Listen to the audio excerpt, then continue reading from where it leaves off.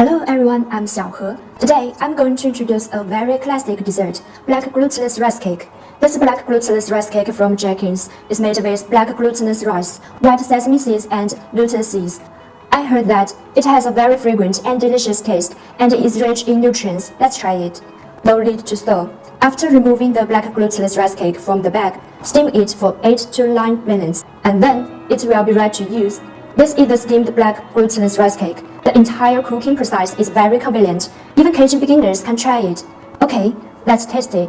When you eat it, the black glutinous rice tastes very fragrant. Because it's paired with white sesame seeds and lotus seeds, the taste is refreshing, sweet, and very delicious.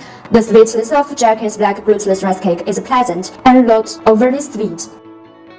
Moreover, this black glutinous rice cake can also be served as a very convenient breakfast. It's nutritious and delicious. I recommend everyone to try it. That's all. Thank you for watching and see you last time. Jack&King's, a taste of China anytime, anywhere.